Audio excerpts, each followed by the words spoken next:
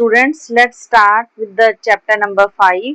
History का ये chapter है, द राइज ऑफ एम्पायर। ठीक है, तो ये स्टार्ट करते हैं इसकी बुक एक्सरसाइज।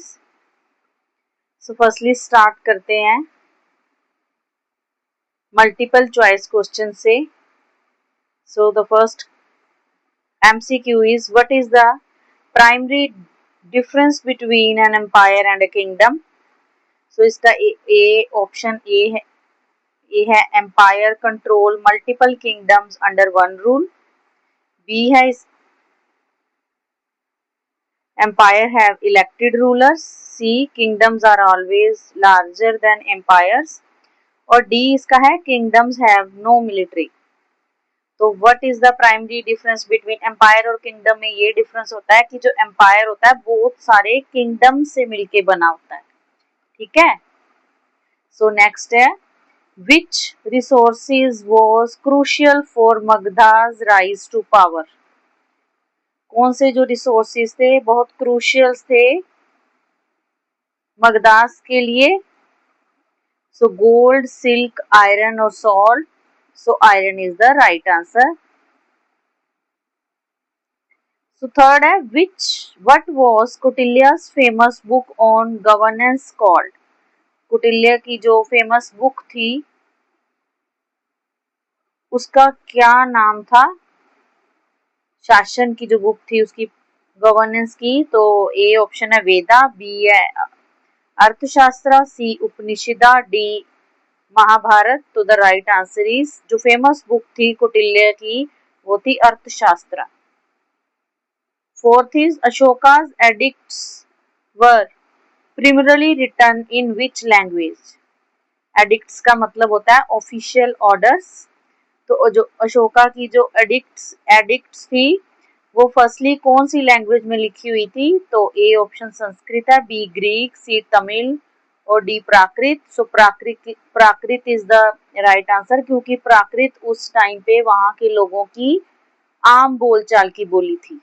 ठीक है, तो उसको प्राकृत लैंग्वेज में लिखा गया सो दैट कि सभी लोग उसको आसानी से समझ सकें। So what was the capital of Mauryan empire? तो मौर्य एम्पायर की कैपिटल का नाम क्या था? कुशंबी, पाटलिपुत्रा, तक्षशिला और उज्जैन। तो the right answer is Pataliputra, जो कि अभी पटना है। So next sixth, which Mauryan ruler adopted Buddhism after the Kalinga war? Kalinga की वॉर के बाद कौन से मौर्यन एम्पायर ने बुद्धिज्म का रास्ते को अपनाया? ए ऑप्शन है चंद्रगुप्ता, बी बिंदुसारा, सी अशोका या D Samudragupta. So the right answer is Ashoka. Ashoka ने कलिंगा की वॉर के बाद गिव अप कर दिया था वॉर को। Seventh is what was the purpose of Ashoka's dhamma officers? जो अशोका धम्मा था, जो अशोका का कोड ऑफ कंडक्ट था, उसका क्या पर्पस था? ए ऑप्शन है spread religious tolerance and welfare, B है कलेक्ट टैक्सेस, सी है lead military campaigns and D है बिल्ड पैलेसेस। तो अशोक का धम्मा का जो मेन पर्पस था रिलीजियस टॉलरेंस सिखाना था, धार्मिक सहनशीलता और लोगों की भलाई का था। सो एट्थ है which script was used in Ashoka inscription? जो अशोका की इंस्क्रिप्शंस जो लिखी हुई थी पिलर्स पे, रॉक्स पे, उसमें कौन सी इंस्क्रिप्शंस का यूज किया हुआ था, कौन सी लिपि का?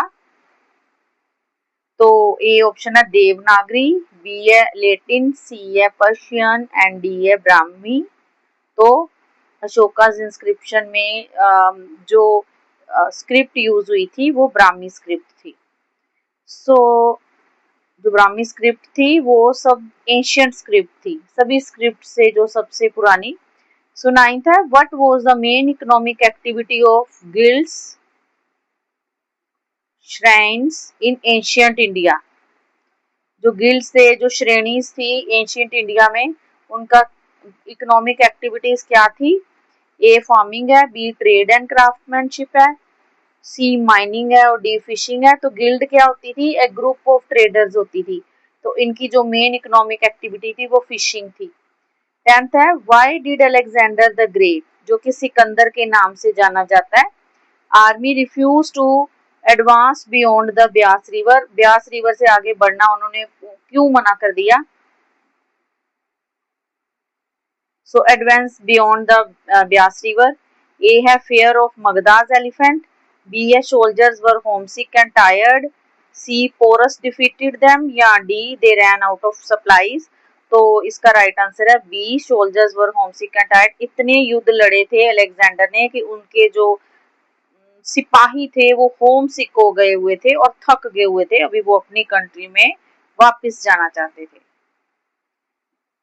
सो ये 10 MCQs हैं। अभी फिलअप से स्टार्ट करते हैं।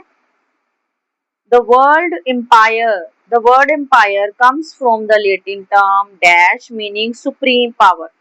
तो इसका है जो वर्ड एम्पायर है वो लैटिन वर्ड इंपीरियम से लिया हुआ है, जिसका मतलब होता है सुप्रीम पावर, सुप्रीम पावर।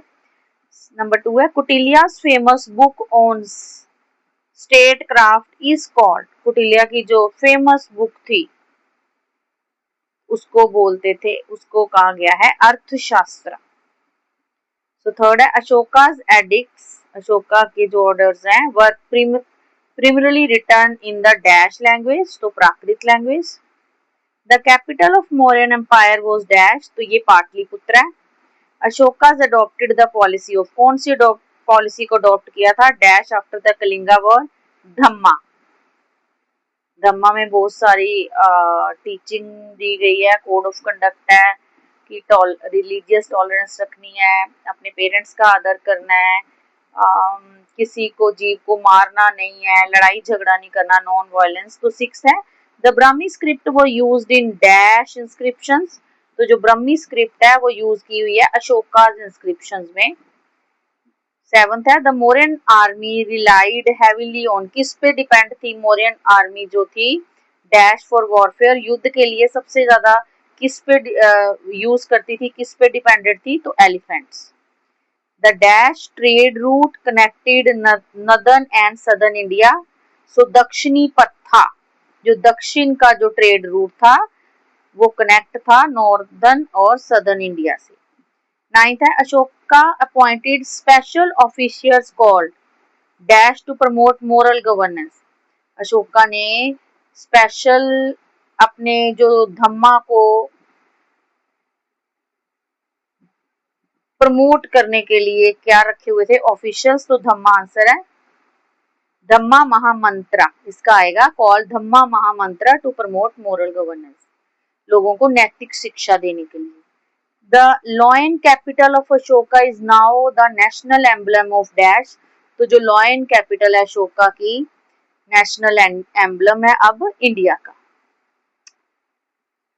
तो दीज आर द आंसर, आप स्क्रीनशॉट ले सकते हो उसका, इसका।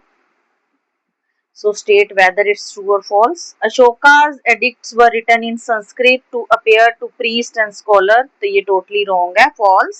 So अशोका की जो edicts थी वो प्राकृत लैंग्वेज में लिखी हुई थी, ठीक है, कि सब लोगों को समझ में आ सके।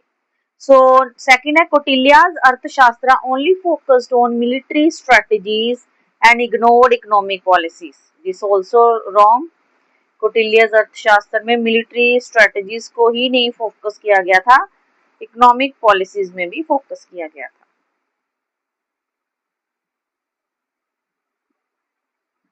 लॉ में भी, एडमिनिस्ट्रेशन में भी।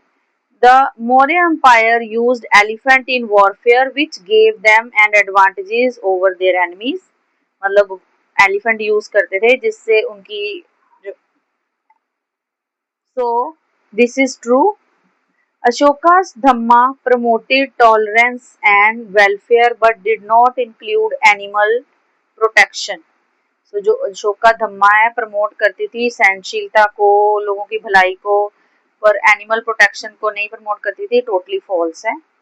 Brahmi script is the ancestor of modern Indian script, ये जो ब्राह्मणी स्क्रिप्ट है सबसे पुरानी स्क्रिप्ट है, like Devanagari and Tamil. So Brahmi used in Ashoka's inscription evolved into script like Devanagari में है, उसमें तमिल भी है, बंगाली ओवर सेंचुरीज, तो ये ट्रू है। सो ये मैच द फॉलोइंग है, अर्थशास्त्र को मैच करो Kautilya's book, Dhamma, Ashoka's moral code, Pataliputra, Mauryan capital, Brahmi, ये स्क्रिप्ट है, एशियन स्क्रिप्ट, अशोक चक्र, नेशनल एम्बलम ऑफ इंडिया। तो ये आप स्क्रीनशॉट ले लो। तो जर्शनिंग रीजनिंग भी करते हैं। Ashoka's promote religious tolerance through his dhamma policy. तो ये ट्रू है, रिलीजियस पॉलिसी को अडॉप्ट किया था। तो रीजन है इसका, he appointed special officers to ensure welfare for all sects including Buddhism, Jainism and Ajivikas. तो दिस इज ऑल्सो ट्रू। उन्होंने अपॉइंट किए थे बहुत सारे ऑफिसर सभी रिलीजन की भलाई के लिए। तो ये बोथ, इसका आंसर है both A and R true and R is the correct explanation of A. तो second is the Mauryan empire economy flourished under Chandragupta. तो ये भी ट्रू है। इसका रीजन है guilds, shrenis control trade and produce across the empire. तो ये भी ट्रू है। सो A and R are true and R is the correct explanation of A. So Brahmi script unified ancient Indian administratively. तो ये true है, ठीक है। यूनिफाइड एडमिनिस्ट्रेशन बाय एडिक्ट्स, तो ये इसका रीजन है अशोका यूज्ड इट्स एक्सक्लूसिवली फिर बुद्धिस्ट टेक्स्ट। तो ये रॉन्ग है, ये फॉल्स है, because addicts were secular, addict secular थे, उसमें सभी धर्मों को प्रमोट किया गया था। तो आंसर है A is true but R is false. So यहाँ पे मैं अपनी वीडियो को फिनिश करती हूँ। If you like the video then you can share with your friends. अगर आपने चैनल को सब्सक्राइब नहीं किया तो आप सब्सक्राइब कर सकते हैं। थैंक यू एंड अपडेट रहिए, बेल आइकन को बटन को दबाइए सो दैट आपको जो वीडियो आए उसकी नोटिफिकेशन का पता चल जाए। Thank you.